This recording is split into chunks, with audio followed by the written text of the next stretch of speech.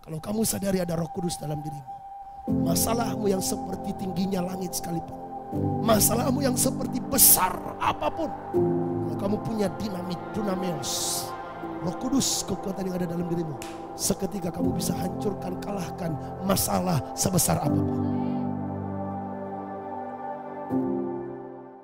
Jadi dari ayat ini saudara, kenapa Paulus memperingatkan Timotius untuk mengobarkan karunia Allah yang ada padanya? Berarti Paulus melihat ada potensi, ada kemungkinan Timotius bisa memadamkan karunia itu. Makanya sampai diperingatkan. Oleh sebab itu ini juga menjadi perenungan bagi kita. Jangan sampai semangat gairah karunia yang ada pada kita sampai padam, saudara. Harus terus dikobarkan. Semangat mencari Tuhan, semangat untuk berdoa, semangat untuk melayani. Jangan sampai redup, kobarkan terus. Timotius ketika diperingatkan dengan ayat ini, dia pada situasi iman yang tulus ikhlas. Boleh dikatakan waktu itu nggak ada masalah.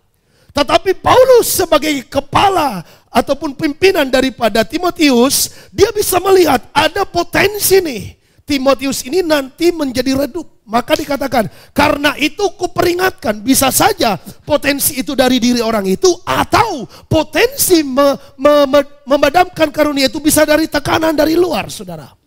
Saudara bisa di sini menyala-nyala, tapi ketika kita keluar, ya tekanan-tekanan dari luar bisa saja memadamkan rohmu.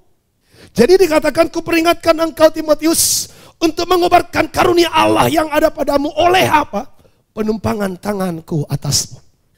Apa sih karunia yang diberikan itu? Karunia yang diberikan Tuhan atau karunia Allah yang ada pada diri Timotius itu adalah roh yang membangkitkan kekuatan, kasih, dan ketertiban. Jadi karunia Allah yang ada padamu adalah Roh Kudus. Dan Roh Kudus inilah yang membangkitkan kekuatan, membangkitkan kasih, membangkitkan ketertiban. Nah, kita akan perdalam bagian ini dulu. Kekuatan, kasih, dan ketertiban. Saudara, dalam bahasa Yunani, kata kekuatan ini dituliskan dengan kata dunameos. Apa saudara? Dunameos. Ya. Kata dunameos ini punya makna satu, berbicara yang penuh kuasa. Yang kedua artinya keperkasaan. Yang ketiga artinya kesanggupan. Selanjutnya energi. Dunameos juga punya makna keajaiban. Jadi perhatikan baik, ketika saudara percaya Yesus, hamba Tuhan tumpangkan tangan, engkau menerima Roh Kudus. Roh Kudus ini membangkitkan kekuatan di dalam dirimu. Roh Kudus ini membangkitkan keperkasaan. Roh Kudus ini membangkitkan kesanggupan. Dan Roh Kudus itu membangkitkan keajaiban. Makanya harusnya orang yang percaya Tuhan, penuh dengan Roh Kudus, hidupnya penuh dengan keajaiban. Amin. Dan dia itu punya kesanggupan, ya, karena roh itu membangkitkan kekuatan. Kekuatan kalau kita cari sinonimnya menurut dari bahasa aslinya tadi yang yaitu bahasa Yunani, dunameos itu punya makna kesanggupan. Jadi kalau orang penuh dengan Roh Kudus, nggak ada kata tidak sanggup. Walaupun orang yang paling kamu sayang dipanggil Tuhan, kalau kamu orang yang penuh dengan Roh Kudus, kamu sanggup menanggung beban itu. Pak, Bu, kalau kita punya Roh Kudus, walaupun pasangan kita ini tiap hari menggesek, waduh, bikin emosi, bikin marah, kamu sanggup bertahan sampai maut yang memisahkan. Tidak perlu cari yang baru. Karena roh itu membangkitkan kekuatan. Kamu tetap kuat dengan rumah tanggamu. Kamu tetap kuat dengan keluargamu. Kata dunamos ini juga ya punya kaitan makna dengan kata dinamit. Saudara tahu dinamit? Dinamit itu bahan peledak.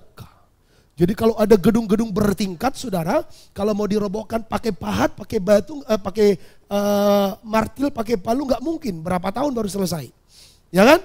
Nah, apa yang dipakai untuk meledakkan ini? Bahkan untuk meledakkan batu karang yang besar, pakai dinamit. Jadi dinamit itu dapat menghancurkan sesuatu yang kelihatan besar, sesuatu yang kelihatan kuat, sesuatu yang kemungkinan susah ditaklukkan. Tapi kalau ada dinamit, pum, hitungan detik, gedung-gedung pencakar langit hancur roboh. Lihat saya, Kalau kamu sadari ada Roh Kudus dalam dirimu, masalahmu yang seperti tingginya langit sekalipun, masalahmu yang seperti besar apapun, kalau kamu punya dunameos, Roh Kudus, kekuatan yang ada dalam dirimu, seketika kamu bisa hancurkan, kalahkan masalah sebesar apapun. Makanya Yesus ketika datang badai besar, dia tidur di buritan. Dia tahu dia punya power. Nah, inilah yang harus kita kobarkan. Inilah yang harus kita terus gali dan terus kita pakai dalam hidup sehari-hari.